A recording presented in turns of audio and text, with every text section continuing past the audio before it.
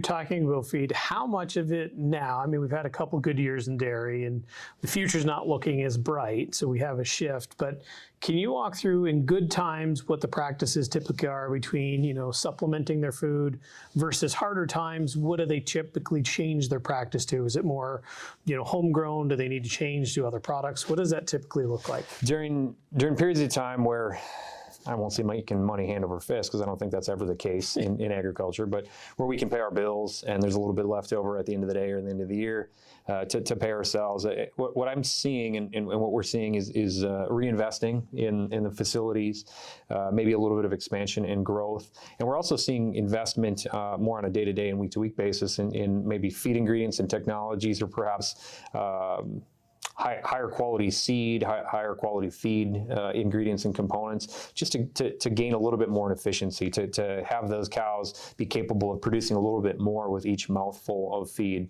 Hopefully we're investing in efficiency, not necessarily just producing more and more and more. I don't know that the world necessarily needs more of any given commodity, but we're focused on doing it more efficiently. And to come back to the sustainability aspect, we're also going to see, regardless of the economic conditions, some incentives or some need to be a little bit more sustainable, which ties in with efficiency. So that's what I'm seeing in periods of kind of good economic conditions, profitable times, in periods like we're experiencing right now, where it's a little bit harder under some economic hardship. We're not dramatically changing the plan of nutrition. Cows aren't a light switch. We can't turn them on, turn them off. We can't shut down production lines necessarily like we might be at a factory if we have a prolonged period where the margins aren't there. But what we do see is we look to maybe spend a little bit less or try and cut back on the feed ingredient or feed expenses, recognizing that they're a big component of producing that hundredweight that we are paid for. So forages, farm-grown feeds tend to be the lowest cost ingredients that we can bring into diets for dairy or beef cattle. So we see a little bit more emphasis on trying to feed a little bit more of the farm-grown feed, a little bit more of the forage that those farmers might grow, perhaps harvesting and growing a little bit higher quality forage where there's just a little bit more nutritional value per pound of feed consumed. And then we do see a little bit of cutting back on maybe some of the supplemental ingredients, some of the additives, other nutrition technologies that maybe in periods of time where we have some financial incentive to gain a little bit more efficiency, well, that incentive isn't there. So maybe we pull those ingredients back out and focus a little bit more on the basics.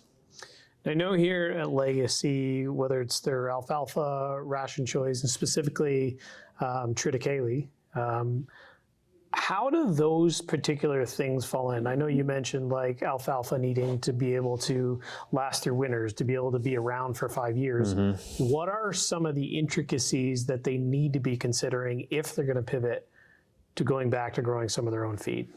So this has become cliche, high quality forage. We need high quality forage. We need high quality feeds.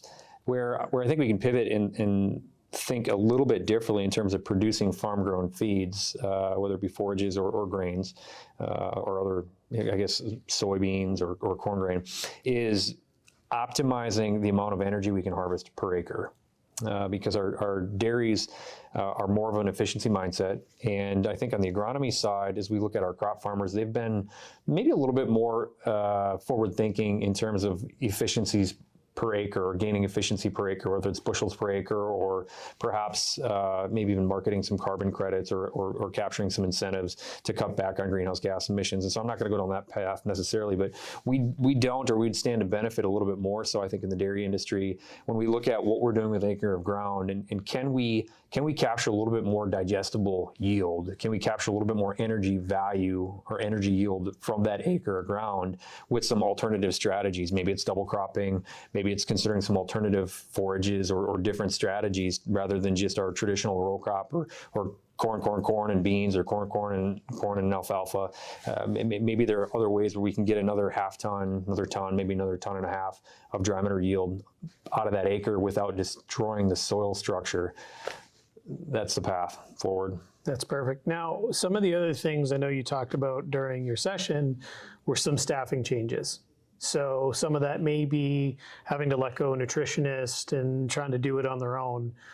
For those who are watching this that are dairy farmers, they may not have a masterclass in nutrition, what are some of the important things they should be learning about? I know you mentioned, some of the nutritional statistics. What are the key things they need to learn about? We're not going to necessarily teach them about it, but what are the things they need to dive down the path and be watching for in the nutritional spectrum? Well, one of the first points I'll drive home, and there are a few dairy businesses out there that we've experienced or I've seen make some pretty rash decisions. And those might be justified, maybe not. But the value of an external consultant or an external set of eyes, whether it be from a nutrition standpoint or from a cropping and management standpoint, an agronomic consultant, are invaluable. So for me, for example, I've recognized I probably know enough to do my own books, my own taxes, but I also recognize there are probably some intricacies to my business, and hey, there are people that are smarter and or more experienced than I. So let's bring in the folks with the expertise, the legal experience, the accounting experience to help me along. From a management and from a nutrition standpoint, I don't think I will ever advocate for dairies to just say, hey, we're going to take ownership of all of our nutrition, our crop consulting and management, and just do it all ourselves.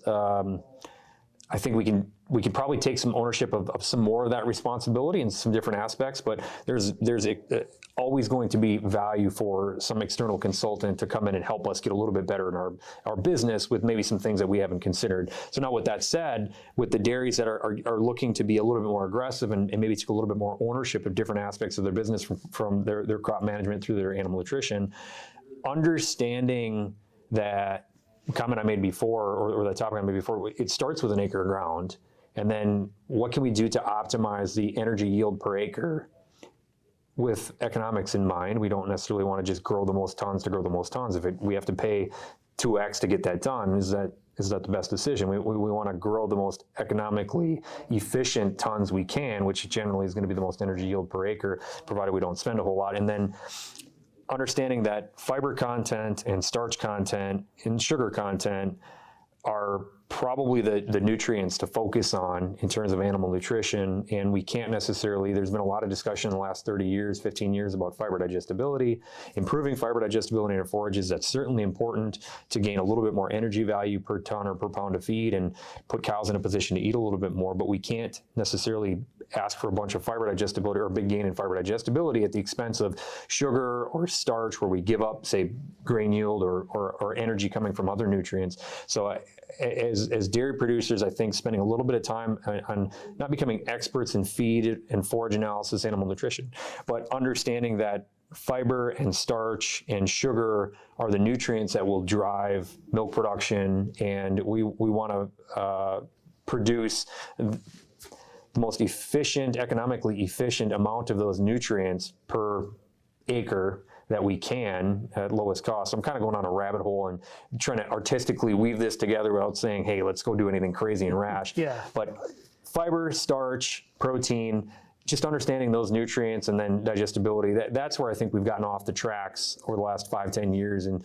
gotten overly complex with some of our nutrition programs. It really boils down to our nutrition facts, just like on our Doritos or on our Snickers bars or on our bottle of milk, understanding where our calories come from. I think we'd stand to be a little bit better in understanding where our calories come from.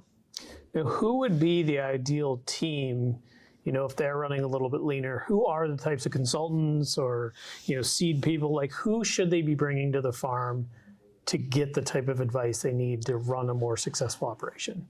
So you asked about who would be the ideal consulting members, or what does the ideal team look like?